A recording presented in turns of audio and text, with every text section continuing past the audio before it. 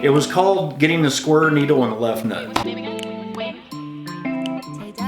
Hi guys, welcome back to my channel. So today, this week, we are going to be interviewing my dad, who has 27 years of experience in the Navy. What was your main job when you enlisted? I was aviation support. So anything that took care of aircraft, flight deck stuff, whatever, I worked on that. Okay, cool. So I'm going to be interviewing him just like I did with my mom. If you haven't seen the video from my mom, I'm going to put it up in the cards, so you can go ahead and click on that. It'll also be linked down in the description. If you have any more questions for my dad after the video, or you want him to elaborate on something, go ahead and leave it in the comments, and then I'll have him answer it, and I'll answer you guys through that. All right, Dad, so what year did you enlist into the Navy? Oh my God. I actually went on the delayed entry program. I enlisted in 1981, and I went to boot camp in February of 1982. Okay, and when you entered the DEP program, what did that look like for the Navy? Because I'm sure it looks different between Air Force and Navy. Oh, completely different what you have now. You get more communication, you get worked with a little bit more. Back then, it was just like sign on the dotted line, be here for this meeting, okay, you get ready to go to boot camp, let's go. And that was about it. We didn't get the mentorship that you are getting with the Air Force, which I think is awesome. Mm-hmm. Did you get to pick your career? I did. So when you took your ASVAB, how was that for you? Like, was it still stuff from high school or? Yeah, actually I took my ASVAB in high school. They took us to the lunchroom and all the juniors and seniors, if they wanted to take the ASVAB, they did. And so I scored pretty good. You know, for AS is a high score. They need a high score, so. What's considered high score? Above 60 or? Yeah, I think so. I was pretty close to like where you scored at and stuff. Okay. So yeah. What made you pick aviation support if you had the pick of all the jobs? Because aviation support is kind of like a jack of all trades. So I worked on diesel, automotive, pneumatics, hydraulics, you know, electrical.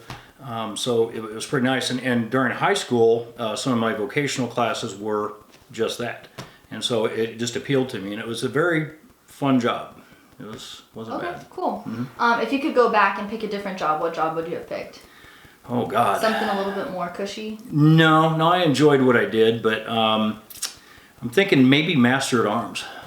You know, which is like a cop. Yeah, cop. You would have done security forces? I'd be on security force. Yeah, they advance quickly in the Navy, and you know, they can go anywhere. My only choices are aircraft carriers or a land base somewhere, and that's it. I graduated high school early, so I graduated half a year early, and I went in about 4 months later. Where did you go to basic training? I went to here in San Diego. Did you have a choice of where you could go? I did. We had San Diego, Chicago, or Orlando. I didn't pick Chicago because I had snow up to my waist there in Illinois where I lived, and it just sounded like the place to be. Well, you had Great Lakes, which was Great Mistakes. That's what they call it. Where Orlando and San Diego didn't really have any. But nobody wanted to go to Great Mistakes. But that's where the boot camp is now, and it's male and female. A male and female there. Yes, they're together. Interesting. Yeah. That's how mine is too at Lackland. You get a better service member by doing that. Yeah, I think so too. Because Mm-hmm. you don't even spend a whole lot of time with your brother and sister flights, but you happen to see each other sometimes. And so it always makes sure that I think the men understand, oh, women are doing the same thing we are. Right. Okay, so BMT, what was it like for you? First day, were they like aggressive or? Okay, so the flight into San Diego wasn't bad. The second they picked us up, it was on. I got yelled at a lot. My problem is I laughed. And so, of course, I did a lot of push-ups the first night, but, you know, it wasn't too bad. But, yeah, they are going to get your attention on the first day. Now, I don't know how they do it nowadays, but back then it was pretty rough. Okay, so when you called your mom, did you call your mom or your dad? Call Mom. Your mom. Did she answer? Yeah, just let them know I made it. I mean, it was like a 30-second phone call, and you're getting yelled at while you're on the phone anyway, so they hear it. You had like a script to read from almost, right? Nope. You're just like, hey, I made it. You know, I'm here, and you know, I write you letters and love you. Talk to you later, and that's about what it was. Right. And then the shots. How were the shots? Woo!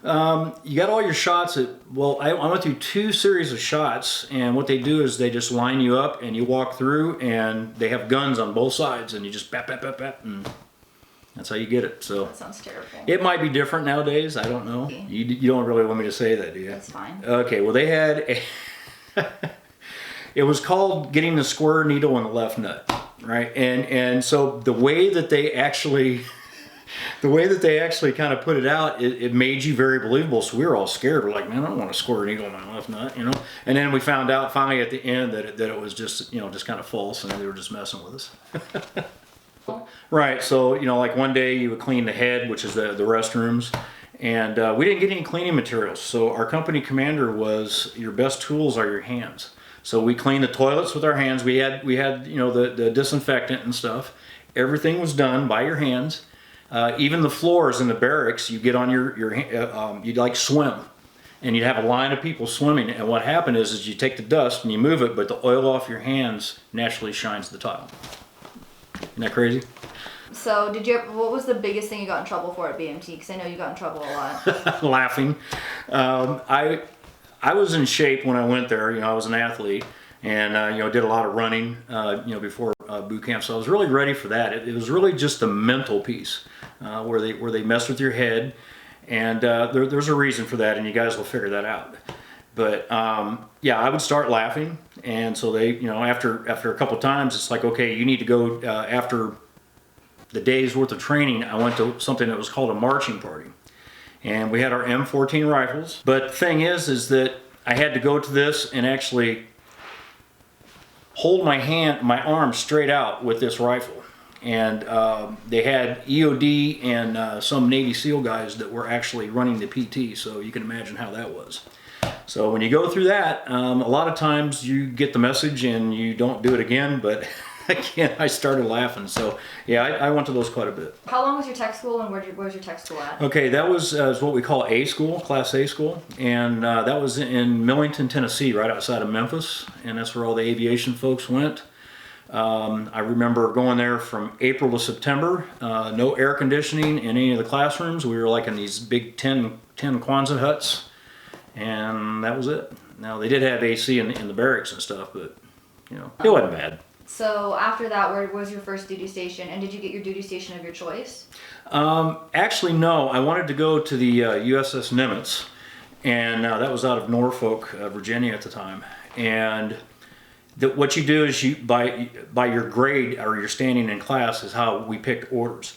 And so when I got down to mine, we had like the Azores left, we had Cuba left, there was like Japan, and I was like, you know what, I'll go to Cuba. And then all of a sudden another guy is kind of like, well, I don't like where I'm going to Beeville, Texas. And I'm like, hey, I'll trade you. And they let us trade. And so I went to Beeville, Texas, and that's where they trained all the pilots. So your first duty station was in Texas? Yes. And what was that like? How long were you ordered to be there? I was there on a 4-year tour, but I did 2.5, and it's called terminating shore duty. And you know, I wanted the Navy adventure, and here I am in Beeville, Texas. Although it was nice, it was just not what I was expecting, you know, because it was a training command still. And so I took orders to the Carl Vinson when it was new, and that's how I got here to California. So when you were on the Carl Vinson, did you live on the aircraft carrier? Yes, import. Yeah, we did. We didn't get paid a lot back then. So even if you were docked in, you would live on the boat. Oh yes. Mm-hmm.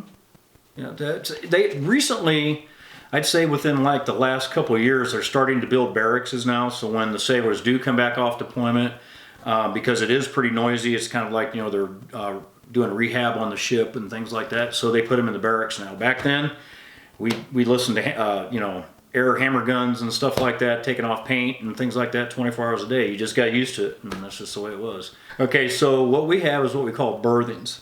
And in that berthing there, I think we probably had about 150 people. And so you have 3 racks stacked high. Okay. And you had below, you had a place where you could actually put your clothes and stuff like that, so the mattress and all that stuff lifted up, right? And you had 1 stand-up locker, and that was it. So you had to get real creative on how you packed. So, sailing around. Well, I went on 2 9-month deployments with them, and I believe on the 2nd deployment, that's where we got our humanitarian award, because we rescued a boatload of Vietnamese that were trying to get away from somewhere, and they got into trouble.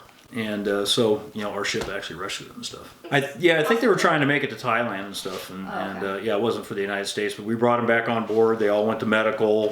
You know, they were all wet and hungry and stuff, you know, so they were taken care of, and then they were flown back to where they were going and stuff. So they were flown to the destination they're trying to go to, and not where they were coming from. And I believe there were, if I remember right, God, it's been so long, there were there was another boat of 2 people that were kind of chasing them, and they were taken into custody. So our Master of Arms and the Marines took those guys into custody. Awesome. The Carl Vincent, what years were you on the Carl Vincent? I was on the Carl Vinson from 1984 to 1988.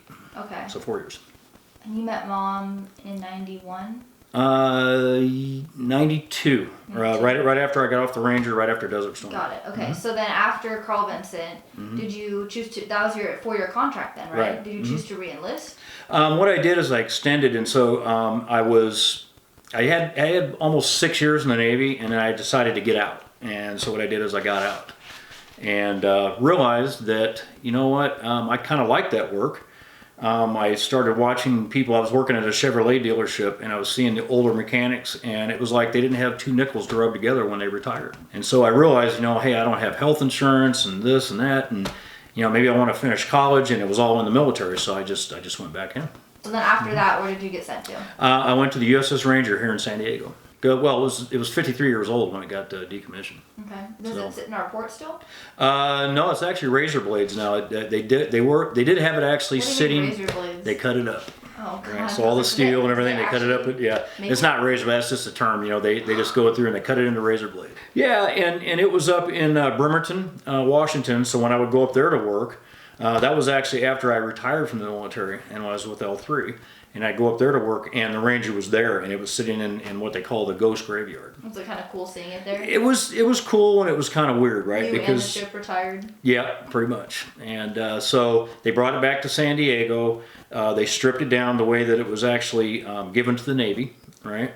All upgrades, all that stuff came out, and then we watched it as it was being towed out of port. So it was kind of like a sad day. Oh shoot, I was on there from 89 to 92. So you were there. What was the coolest thing you guys did on that ship? Actually being in Desert Storm, we actually deployed and got to Desert Shield. We were only there for like a couple days for Desert Shield. I remember we were in the Philippines, and the next thing you know, all the MPs came into the bars and stuff to report back to the ship now. What's an MP? Military police. Okay. And we're like, what the heck's going on, right? And so we get back on the ship, and they're like, we're being ordered to the Persian Gulf right now. And so we had to make it up there by the day, and the day that Desert Storm was actually going to start. And so we were part of the first launches of the war. And Desert Storm, I was a flight deck troubleshooter. So we did what we called flight quarters. And so basically, whenever they were flying, I was awake. You know, so if I got a 2-hour break, I get a 2-hour break, and that was it. But you were so amped up, knowing that you were sending these launches out, and you know, you were actually doing what you were trained to do. One night, we actually had a missile explode off into the distance, and so they called general quarters, is where we go to battle stations, right? And it ended up being blown out of the air by another ship. And so we went back up to go flying again, but then all of a sudden we got into this lightning storm, right? And so it looked like flashes of missiles. So every time that one of them went off, we were like, oh, you know, and so that kind of got your attention. And so, what ship were you on when you got in trouble for the wine thing? Oh, that was a Carl Vinson. Yeah. That was the first one? Yes.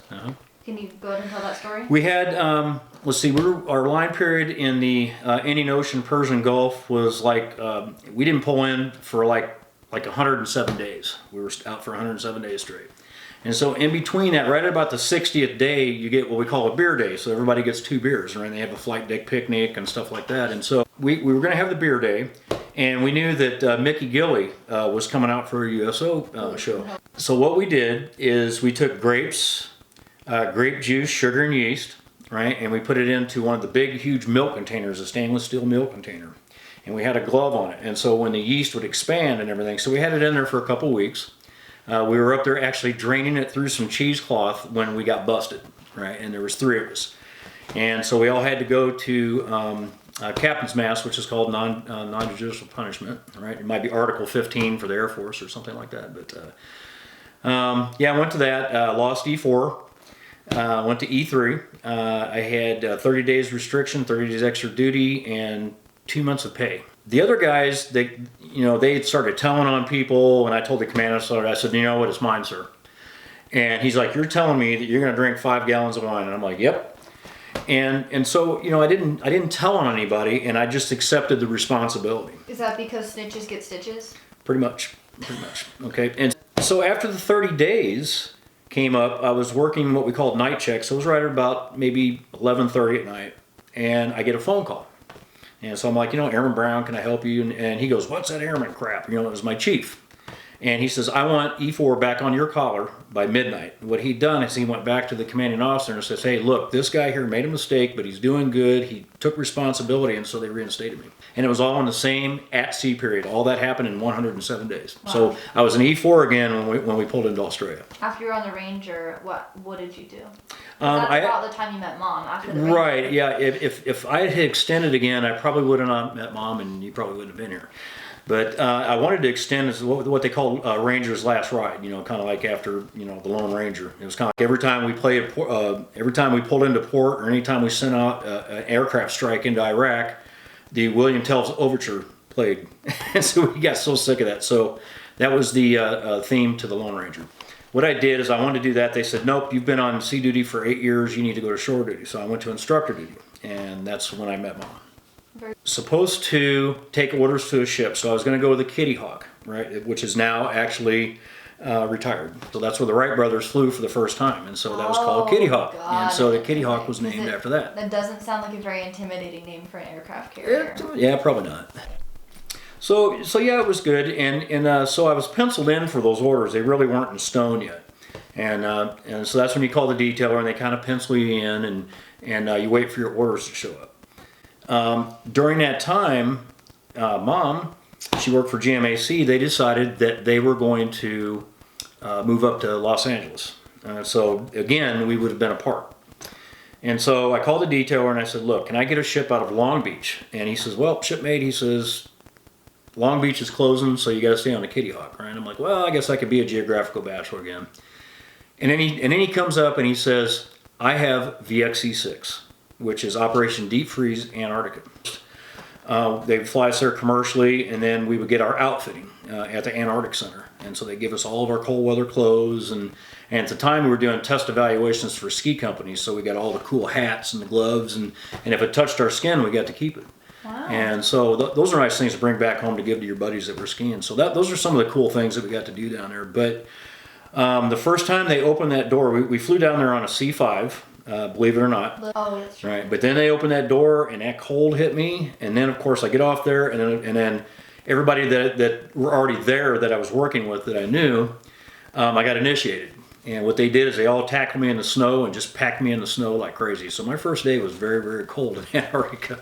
Oh, penguins everywhere. Penguins everywhere. We would have like the little delis. They were kind of cute. They come up and you know, kind of play around. We couldn't touch them or anything like that.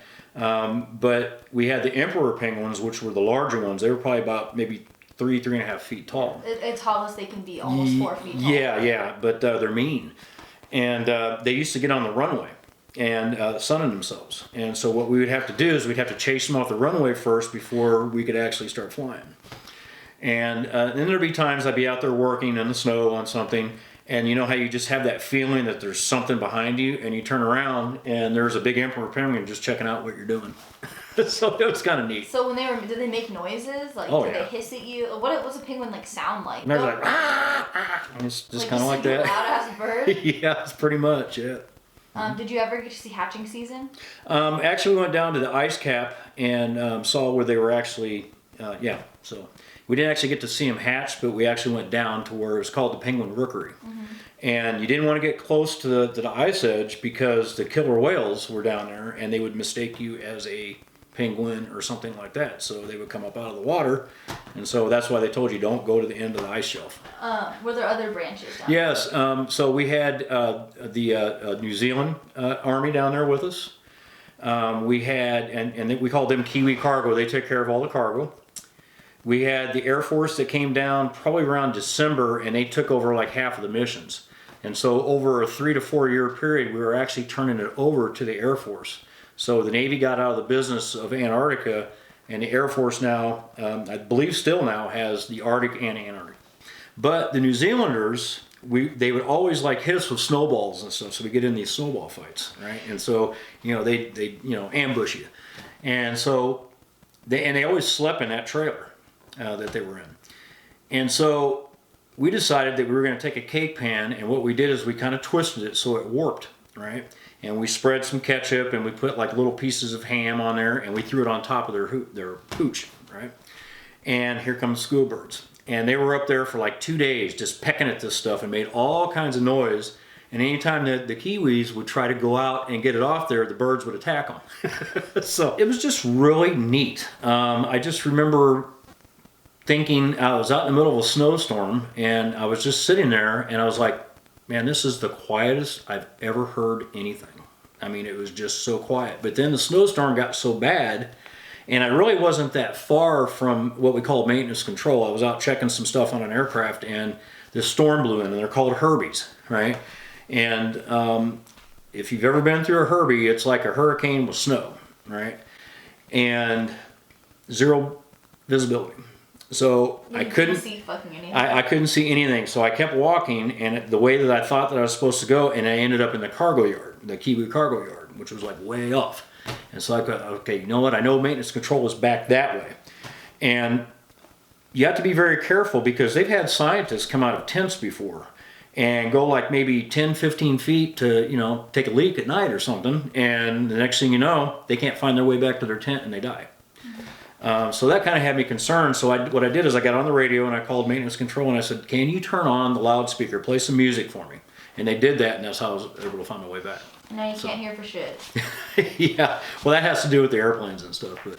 But yeah, it was bittersweet leaving Antarctica. It was definitely, you know, you're like one of the 1%ers that get to go down there. Less than 1%. Yeah, it is. Well, it's 1% of 1% of the world is what they said that gets to go down there.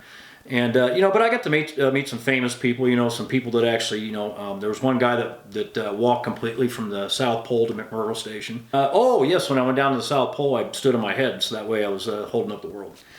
They used to have people where you would actually strip down and run around the geographical pole, and you could say that you streaked around the world, but they didn't want us to do that. And plus, it was cold; it was like 100 below zero. I went and re-enlisted there. I took the Padres flag and, you know, held that up and everything, and so it was just kind of neat. Yeah. Okay, so you left Antarctica. What was your next? Do you guys call it PCSing?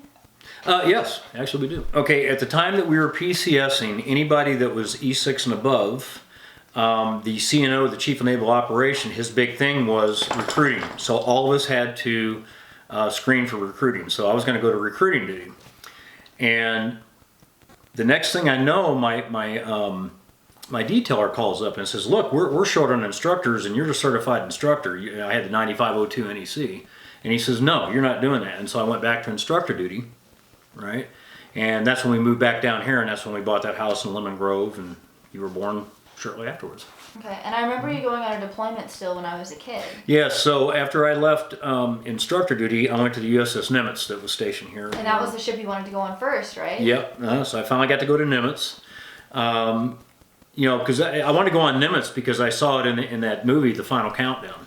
So I went to Nimitz, and I was leading chief petty officer on there for my division, and just had a really good time on there. I did one deployment on there, and then the rest of the workups, which are the practices where you kept going in and out of sea to get you certified to go on deployment. I think when I came back off my first deployment, you were like maybe 3, yeah, I remember, or 3.5. I remember standing out in the cold. Yeah. Holding a sign, waiting for me to come back. Yep. And Judy came over that morning. Yes, she and sure Judy did. came with. Mm-hmm. Yep. After you came home from that deployment, what was that deployment for? Do you remember what you guys did? That was actually for Iraqi freedom. So we were actually at war at that time and stuff. So we were supporting Iraqi freedom and also Operation Enduring Freedom in Afghanistan. Now this was a result of 9/11? Yes. Okay. Mm-hmm. So we took it to them. So Dick Cheney made a pretty penny off that, huh? I don't know. That was Halliburton. That was, you know, that's, you know, contracting's a funny thing. And my last year on there, I became the DAPA, which was the Drug and Alcohol Awareness Program Manager. And you want to talk about an eye-opening experience. Were there a lot of people that struggled with addiction? There were. And I took a little bit different approach to it because I had been there and done that before. I was a big drinker when I was young, but I had that experience, and so I knew what the younger sailors and Marines were going through. Mm-hmm. Okay, and so they would come back, they would get busted coming in. They might be underage or something like that, but their alcohol level really wasn't that bad. If they come to me and they had a good attitude about it, I would call their chief and go, look, take this guy back, kill him, do whatever you got to do to not really kill him, but do whatever you got to do to square this guy away, right? But when I'd see him come back again, then I would have to put him into treatments and stuff. But what really was the big difference is when you run a division, you might have 50 to 150 people working for you. So your vision is stovepiped, right? When I got on, when I took over the DAPA, I had over 5,000 people and the battle group. So my vision was like this. And when you do that, you can see everything, right? And all the drug problems and alcohol problems, and it really opens your eyes. Sometimes I'd be seeing them going to that, and I'd be like, okay, you're getting ready to tell me something here. And I said, if you tell me what I think you're getting ready to tell me, I have to take you to security. So I want you to leave out of here, and I want you to go think about it, right? And then a lot of times they would come back and say, yeah, I got a cocaine addiction, and I need help. I know I'm going to be out of the Navy and stuff, but I just need help. And so then we would help them. So, and then I remember you telling me one time that you were on a team where you'd have to go tell people when their spouses passed away. Yeah, I did. A little bit about that. I did that. I was so I took over the leading chief job over at North Island. And when was this? That was in early 2005. Okay. And so I took that over, and that's when you used to come to work with me and stuff, and that's when we were training the chiefs and stuff like that. Right? But I also had a collateral duty. That was called CACO, which is a Casualty Assistance Calls Officer. So anytime that a service member had a death, I had to go with a chaplain, and we would go to the door and we would make notification. And very, very hard thing to do, but we were actually with the widow or widower, and we stayed with them for like about 2 months. Every single thing they needed, we handled it. We handled all the life insurance stuff. We handled the funeral, because those folks just had other stuff on their mind, and we'd look over, make sure the uniform was perfect before the funeral service, and just all that stuff. Yeah, so it was kind of weird. Yeah. And one of them was actually a personal friend of mine. Her husband had got killed. Yeah. You probably remember Lori. Tough. I remember you used to have a motorcycle. Yeah, sure did. Is got that rid of when it you after got rid that. of it? He got killed, and it was during Chief's initiation. They had what they called the poker run, and they went to breakfast at a place. And his group went around the corner. There was like 3 groups. Went around the corner. Well, there was already an accident there, and so those guys actually laid their bikes down on purpose, right? So he wasn't hurt. He got up to hurt another rider that had gotten hurt. Mm-hmm. The second group came around. They had to lay their bikes down, and one of the bikes got away and hit him and broke his neck and killed him. Wow. So yeah. After that, I saw how much a motorcycle accident or a motorcycle death affects a family. Mm-hmm. And I thought of you, and I thought of Mom, and I just was like, you know what? This motorcycle's not worth it. No matter how much I love it, I love my family more. It was a cool Harley. And so it was cool. All right, and then so you said you were talking about Chiefs initiation.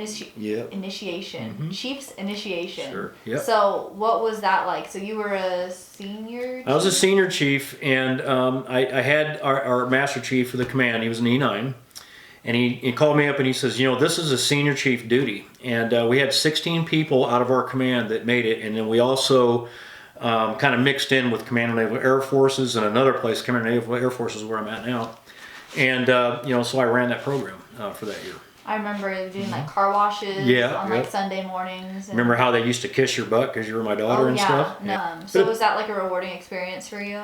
Oh, God, yes. Help younger chiefs? Oh, yes. So then senior chief. Mm-hmm. And then you were going for Master Chief, and then that year they just weren't making any more Master Chiefs, right? Well, my last 3 years that I was eligible for Master Chief, the first 2 years they weren't rating any, right? And so I used to tell my Master Chief buddies, I'm like, man, hurry up and retire, damn it! I need to get the Master Chief, right? And so of course the third year there was one, and the talk was that I was probably going to be it, but another guy had come back from Iraq with the Bronze Star Chief, and very, very good chief, and I know him, good friend, and he made it, and I was happy as hell for him. I mean, you go there and you get the Bronze Star, hell yeah, you deserve to be Master Chief and be rewarded for that.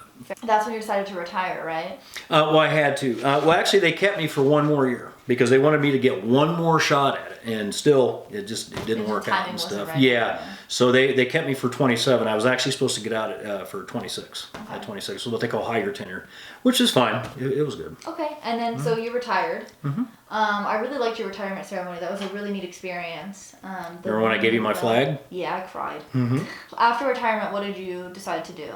Well, after retirement, I decided, I'm going to take a couple weeks or a couple months off, right? I had all the leave saved up, so that's what they call terminal leave, right? And so you're still getting paid by the military. But I got hired by L3. This guy called me up out of the blue and said, hey, I've got people from San Diego and Pax River, Maryland that are talking to me saying that you're the guy to hire. And so he called me back the next week and he gave me my salary, what it was going to be and everything, and kind of pitched the company, and I took the job. So I didn't even have to interview for a job when I got out of the military. And so for a little bit, you were doing school. Yeah. And then coaching like my basketball teams and volleyball teams at school. Right. Yeah, so I did that during the furlough. Yeah, gave me something to do. So that was really neat. And then I remember doing online school and me being able to do some of your math homework. Oh, I remember that. I was like in the 4th grade. Well, I was finishing up my degree, and there was a math that I had to take, and it was a general math. I mean, it was just ridiculously easy. And I mean, it even had how to balance your checkbook in there. Remember that? It really was like long division. But you were solving some basic algebra, and you were in the 4th grade. Yeah. That's the good thing about private schools. Yeah. Now I can't even add a tip on a bill. If someone was just considering joining the military and they don't exactly know which branch, would you recommend the Navy? It all depends what you want to do, right? Like the technical fields that you went into and stuff. The Navy doesn't have that type of stuff. If you like working with aircraft and you like going to sea and things like that, then the Navy would be for you. Okay. When I came home and told you and Mom that I was joining the Air Force, were you like excited or were you scared? Because I remember when I was in high school and said I wanted to, you were like, absolutely the fuck not. Well, I was excited. At the time when you're in high school, you were talking about it, I was still kind of like, I don't want my daughter to go through all that and everything, But when you sit back and look at it, and you look at my retirement, and you even see it now, right? And what it does for you, I was like, you know what? Maybe she does need to go in. And I would tell everybody also, you're going to be in there for 4 years. You should not go in there for 4 years and not come out with a bachelor's degree. There is no reason. They made it so easy for you now. Weren't you in for 27? I was in for 27 and I have an associate's. But the reason for this, okay, and I'm going to make an excuse, okay? When back in the 80s, when you started really trying to go to school, they kind of looked at you at like, okay, you're trying to, because a lot of times it was done during work time, so you got kind of labeled as a dirtbag.